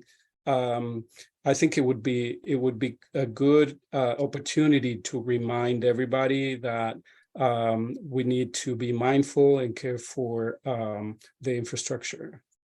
Thank you. Thank you, Edward. Councilmember Prado, Juan Carlos. Yeah, good evening. Thank you for the information and presentation. As far as the utilities and all the technology going into Middlefield Road, is there any kind of cameras or surveillance or security systems going to be put on? I know that the sheriff has a substation there, and I know that cities around us have had cameras for security reasons. Is there any of that being included in this? No, not any kind of security cameras. We are evaluating traffic analytics. There are systems out there that use cameras to get traffic analytics. And so we're looking, I know that our ISD department is evaluating the options that we have for that. There's cameras, there's LiDAR and radar. And so they're going to be looking into installing those, but that's more for understanding what traffic is doing and not for any type of surveillance or video. Okay, so you don't think that the San Mateo County Sheriff's Department would, I guess, participate or have any kind of interest in being part of that infrastructure as we move in the future? Christoph, if I could, I think it's hard, maybe there's a discussion for the sheriff's office. I think it's hard for us to speak on behalf of the sheriff's office. The discussion about surveillance cameras in the community comes up occasionally. I think it came up in our discussions of fireworks either this year or last year. It comes up, and community tends to be split on cameras, right? Some people like it for surveillance, some people feel it's potentially intrusive. And so I think it's worth potentially a larger conversation with the sheriff's office here as well. And maybe something we can talk about going forward. I mean, in terms of infrastructure, we're gonna have poles, there's gonna be Wi-Fi, there's gonna be things there, but there's nothing specific about surveillance cameras that's part of the IT. Okay, I was mostly concerned about especially the major intersections, which is Middlefield Road and Fifth Avenue, for example, given the high volume of vehicles that go through there, not only a vehicle, but also pedestrians and that. Also, to piggyback, on what Edward was saying, earlier, it was brought to the council, it'd been brought to the council for a while, what has been done from 8th Avenue to 5th Avenue already. And unfortunately that, hasn't been very successful in the sense, like Edward mentioned, the trees have been vandalized. And so is there anything being considered, like putting perhaps more garbage containers, given the high volume of foot traffic? That's maybe, not because of the dense population of there, so maybe kind of compensating for that. Has that been taken into consideration? So we are installing a significant amount of trash cans on the corridor, more than there are out there now. And we're also installing sensors as part of the smart features within the trash cans to better understand when those are full, so that we can try to work with our Recology partners to make sure that the pickups are done at an appropriate interval, right? I think one of the issues that we've seen is right now the way it works is Recology goes out there on set days, regardless of if the trash can is full or not. And so we're trying to understand how quickly do they get full, which ones are the ones that get full quicker, and then what can we do to make sure that those are then serviced, so that we don't run into these issues of people, putting it on the trash can and it falling out, right? Okay, thank you. Any other questions from council members in the room, online?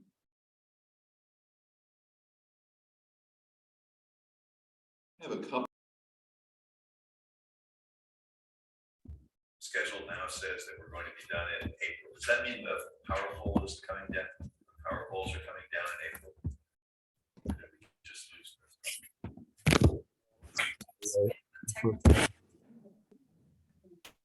I think we lost the share for the room. Are you able to hear us? Barely.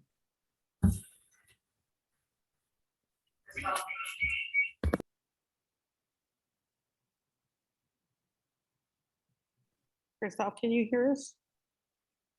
I can hear you, Emma. Okay, I think we just lost connection inside the room. Yeah, I don't hear anybody else. We lost the video feed as well, like Nick was saying. So I think the question, Christoph, through Chair Brooks, when the project ends in April, is that when the electrical poles will come down? Gotcha. No. So typically what happens is PG will not come out there to start any of their work until the entire underground system is installed. And our contractor is off-site.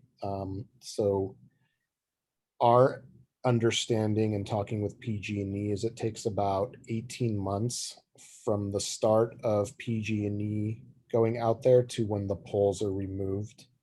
And that's a combination of having all the different utilities go out there and pull their wires, run their wires, test them, commission them, and switch over.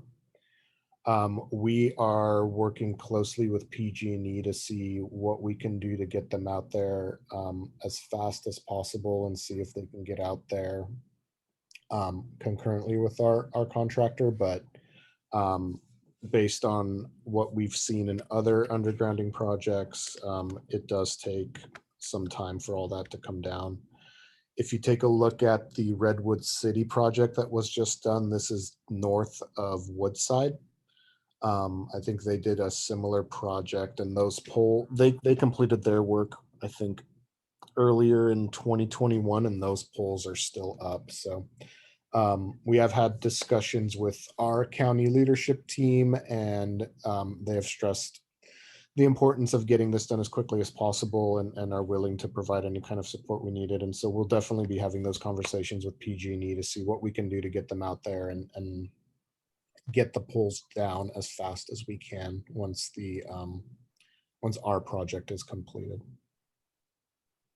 Okay, thank you, Christoph, but certainly not this year is the way it sounds, is that correct? Yeah, unlikely.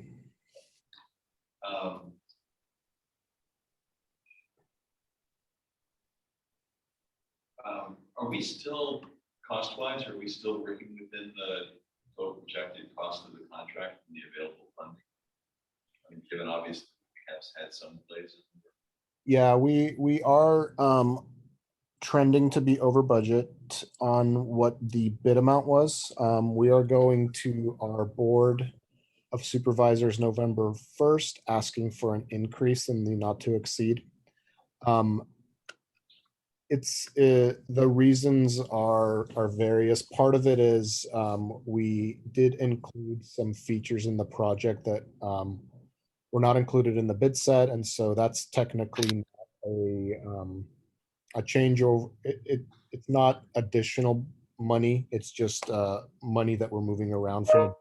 So that includes some of the smart features. But we have run into a lot of unexpected issues from the undergrounding work, which is typical for an undergrounding project. And so we are asking for an additional $2.5 million from the county to address some of the issues that we've experienced. And we feel pretty confident that, so that'll cover some of the change orders we've had to date, as well as provide us with some additional buffer for other unexpected issues. Some of the things that have resulted in this cost overrun is just some of the requirements from the various utilities. PG&E, for example, is requiring us to encase their conduits in concrete, which is a significant change from what we originally anticipated. We've had to do some redesign because of existing utilities, like Cal Water has several water lines in the area that were in conflict with our sewer lines. So that required us to redesign the sewer line, lower it, things like that. But we feel pretty confident that with the new not to exceed amount, we will be able to get to the finish line. All right, thank you. Question for Emma with regard to the grants. You went through kind of the split between the different types of businesses that advantage of those grants. Does that correlate pretty well with the population of the businesses out there, or was some overrepresented, more aggressive, more interested in other types of curiosity? No, it's probably reflective of what's out there. You know, it was really challenging to get the automotive businesses to apply. That was something unique. Yeah. And we have a lot of automotive on Middlefield Road. That is a different industry, but you know, it's really that businesses, those small businesses, they're very small. Usually mom and pop or a relative running behind it. And it does take some time to complete the paperwork. And we made the paperwork as simple as possible. We really did. And we submitted it on their behalf. At times we completed the application on their behalf. And so once we got, you know, once you get some of the, you know, automotive to do it, then they tell another person, and then it just builds. It was really good. So that was, you know, I would say that is very mirroring you know, what's out there now.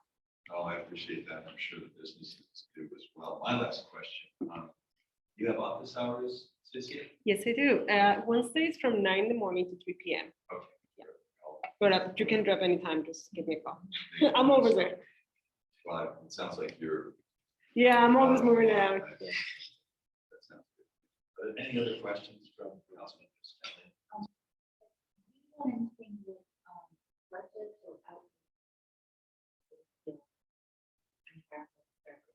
Community. As of February, a lot of our licenses to be outdoors, beer and wine, either have to get approved. The way that I understand it, there's a meeting November 1st.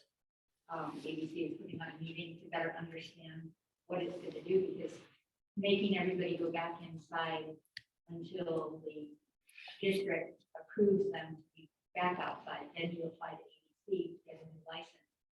It's going to hurt the industry.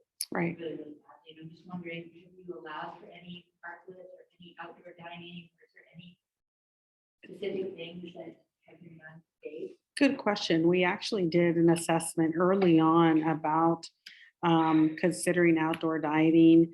And so when you looked at those that were interested and where they were located, it really was like one in between Fourth and Fifth. So you couldn't close down an entire area, then you take away the parking.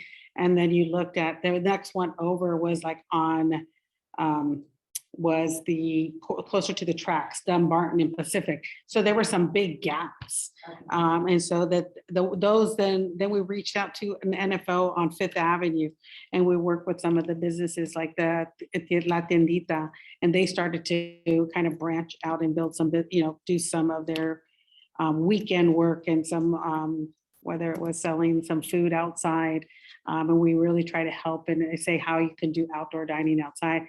But it wasn't something of interest too far with the businesses. And in fact, many of our businesses said, we're fine, we do takeout orders.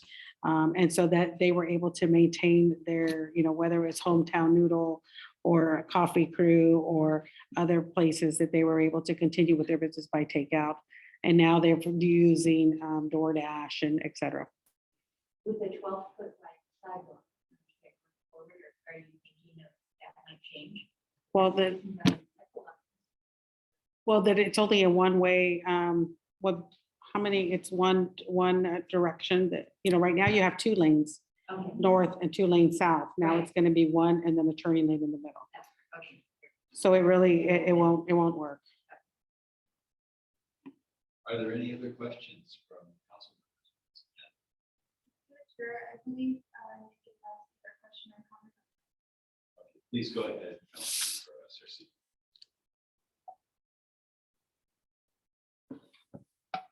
I just wanted to get a little clarification on what you were saying. Right now, there's no outdoor dining and there's no plans for outdoor dining. Will the expanded sidewalks allow if a cafe or restaurant wanted to have a few tables outside, would that work? Or is there not enough space for that?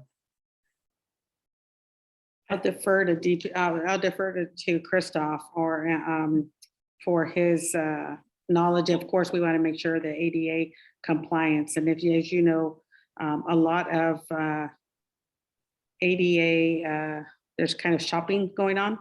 And so we want to make sure that's not impacted, but Justin's also here. Now, let me just, I think these are interesting questions. We didn't hear a lot of demand from food service businesses for outdoor dining. I think this is something that we have to see when the new road is open, the new sidewalks, see where we are with COVID, see where we are with food service businesses along Middlefield Road. And then perhaps look at it at that point. I know cities are exploring if they're going to allow the parklets to continue and all that, but in the immediate term, we don't have definite plans to allow that. We really didn't see the demand for it, and so I think that's something we stay open to if there is demand and desire. Yeah, I was just wondering because the current configuration of that area doesn't really allow for it. So you're not, by looking at the existing demand, you're not going to get it. It's obviously not going to be there, but once it's done, if there is space, then possibly we can, at least allow for it or allow the possibilities if there are, restaurants that want to experiment or try. Yeah, I think that's absolutely something that we're open to if there's interest in it after Middlefield Road is open, to see what could be done. But yeah, there's a lot of overlay on that, but I think open to the conversation for sure. Yeah, thank you. Any other questions from council members? Let's go then to the public comment.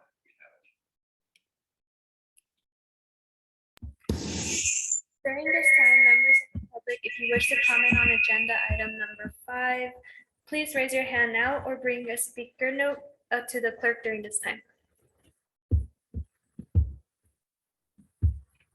Seems that there are no public comments at this time. I will turn it over to our interpreter to see if there are any public comments on their end. Francisco, are there any comments on the phone line? No public comments on the phone line. Thank you. Back to you, Chair. Thank you very much for the presentation.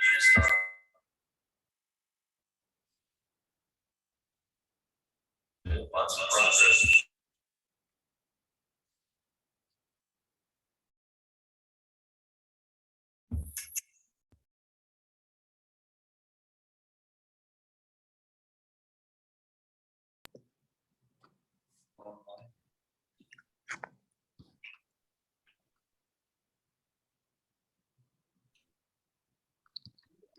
apologies, I can't hear anything online.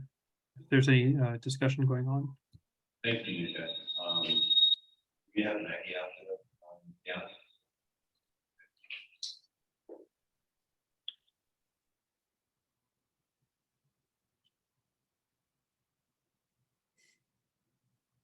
My report, maybe Maggie's having technical issues. Let's go ahead with.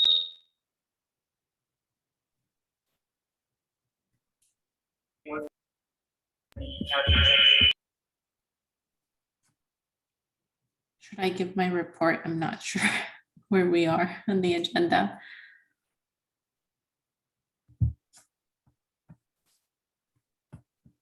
Yeah, I think we lost the ability to hear what's happening in the. Yeah. We're having some sound difficulties, but we are currently doing report out.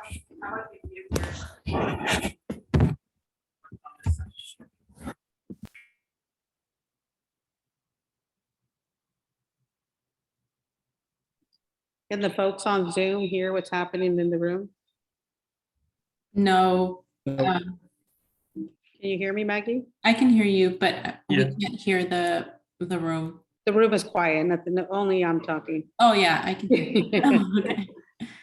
So what we'll do is Maggie, if you can do your report out, that would be great. Okay. Now, sorry, now? Okay. Now. Okay. Good evening, council members. My name is Maggie Cornejo and I'm a legislative aide for Supervisor Warren Slocum.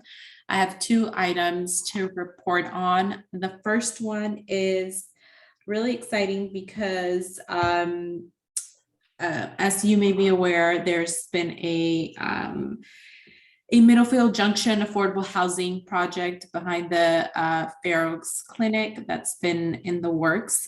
So the funding has been secured for $17 million, and the construction of this affordable housing building will begin around March or April of 2023. It will include 179 units and childcare as well for the residents. And it's estimated to be about a 2-year project, but I'm sure more details will come as it gets closer. The second item that I have to report on is on the Healthy Community Mural Project. So we concluded the survey and there was more than 200 surveys that were submitted with the help of the Office of Community Affairs and other community partners as well. We are planning to have a community meeting in November, possibly November 29th, but we're still working out some of the details. And in this community meeting, there will be the topics for the 16 murals will be finalized. And then we received 16 RFP proposals or 16 applications of interest for the murals. And as soon as we have the details confirmed for that community meeting, I can share a flyer with the council members. And that's my report for this evening. Thank you very much, Maggie. Next would be the county executive report. Justin, go ahead. Good evening, everyone. A quick update, something that Assistant County Executive Peggy Jensen came and spoke to you about a couple of meetings ago, and that's the funding we have for a North Fair Oaks Economic Advancement Center. That's a working title. I think that part of the project is to determine what's the best thing to call this. But this is a center to support job seekers and also small business support services. The Board of Supervisors in October approved a $2.5 million allocation of ARPA funds for this. And in addition, the county also accepted a $500,000 grant from CZI to support this effort. Right now, we are working with county legal and purchasing teams on an RFP for the provider that would be there. Because we're using ARPA funds, there's a particular RFP process that we have to follow, but we hope that will be issued very soon, maybe even as soon as next week. And then we are continuing to look and research location options for this resource center, and also exploring, if we don't have dedicated space, at least having shared space with some partners on Middlefield Road, with the goal of having the center operating at least in a temporary location within the first quarter of 2023. And this really goes in part to something that Councilmember Cersei mentioned earlier, and that's sort of how we engage with the business community in North Fair Oaks, how to do outreach to businesses in North Fair Oaks. This is always an evolving relationship for us. You know, North Fair Oaks is not, how do I say this? In cities, sometimes they have business associations or other ways of engaging with their businesses in a concentrated commercial area. We don't have something like that in North Fair Oaks, so we're always trying to improve our relationship, always trying to improve our engagement. I think that as Emma and Cecia have noted, the work with the grants was really one of the first times we saw a really robust engagement. So we're hoping to leverage that to continue to engage with the business community. But we're always open to new ideas or suggestions, particularly from business owners, if there's a better way that we can be working with them, especially as we roll out a center like this, which is in part designed to provide support for small businesses. We always want to learn if we can be engaging with businesses more effectively. There's a lot of outreach that's happening in North Fair Oaks, and there's a lot coming down the pike. As we've mentioned in prior meetings, we are going to be having a review of the NFO community plan. We could not get it put together for this month's meeting of the NFOCC, but hopefully next month we anticipate having the vendor here to talk about that process. There will of course be robust community outreach with respect to that. We are doing community outreach with respect to potential zoning changes, which were part of the original NFO community plan. So there's a lot of engagement going on with the community. We're working with all of the various departments involved, are working closely with OCA and with community partners on this engagement that's happening through multiple formats and media, meetings, outreach, online surveys. There's a lot out there right now, so I believe we're generally keeping you all informed of it, and it's in the postcard and the other mailers that OCA puts out. But I just wanted to kind of note there's a lot of stuff going on right now, a lot of planning exercise, a lot of engagement going on with the community. And with that, I'm happy to take any questions that the council members have. Okay, thank you very much, Justin. Next, council member reports. We'll work down the list here. Vice Chair with reports. Councilmember Prado. Yes, I do. Just last Saturday, October 22nd, I came out of college. There was an annual performance that was done by one of our groups in Bay Road in Redwood City, Mexico Vivo. They do the Ballet Folklorico performance there every year. It was great to see a lot of the community participation. So that was a great evening. And I also want to take this opportunity to the Casa Círculo Cultural on November 6th, coming up here in a couple of weeks. On Sunday, they do their awesome, spectacular Day of the Dead. If you've never experienced that, it's a beautiful evening. It's always on the Sunday evening, so it's going to be 4 to 9 in front of the San Mateo County History Museum. They're in the plaza, so if you haven't had the opportunity to participate and be there for that, it's really beautiful. But once it gets dark, it turns into something else. So wait till later, or stay a little later. Anyway, I just wanted to throw that out there.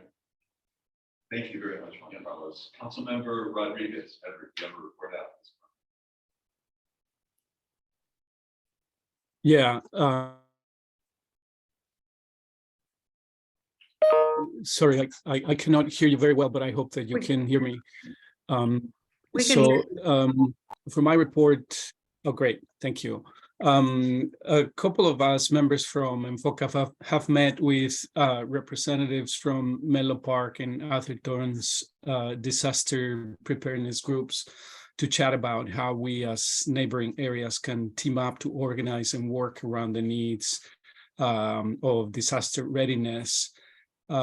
Which include, among other things, promoting any readiness and training information made available by the San Mateo County Emergency Management and the emergency providers in our areas. As you probably know, North Fair Oaks receives fire services from two different fire departments. About half of it receives support from the Menlo Park Fire, and the other half of North Fair Oaks receives support from the Redwood City Fire. So we believe that it is important to really coordinate that and get the residents involved in disaster or emergency preparedness. Early on, you heard in this meeting a public comment from Kevin Foils about the hazard mitigation efforts that the Office of Emergency Management is undertaking. And I also wanted to mention that as part of that effort, currently there is CERT training being offered to anybody who's interested in getting training about disaster preparedness.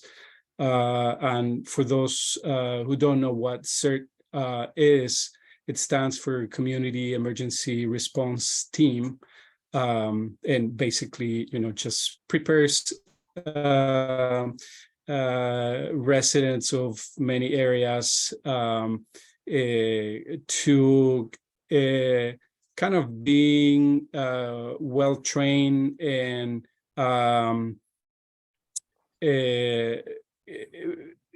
prepare for a natural disaster and be in good communication with other CERT trainees to support the residents and also to support the emergency providers in our areas. So that's the extent of my report. Thank you very much. Councilmember Surreal, the interest of the report out. I was been to it also at the festival and the function is going to happen.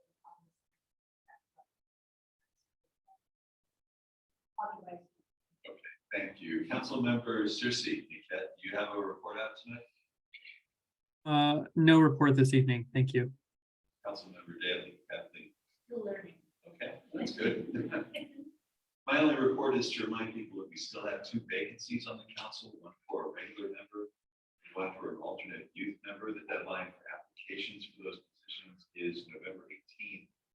And more information can be found at www.smcgov.org/vacancies. That's all we have for this evening. I wanted to thank all of our presenters. Thanks to the members of the public who attended and participated this evening. As always, thanks to our county staff, Emma, Deanna, Justin, Tim, and Jennifer. Thanks to Ann as well for coming out tonight. Our next council meeting will be November 17th from 7 to 9 p.m. That's the 3rd Thursday in November. 4th is Thanksgiving. And with that, we stand adjourned. Thank you very much, everyone. Thank you. Meeting adjourned.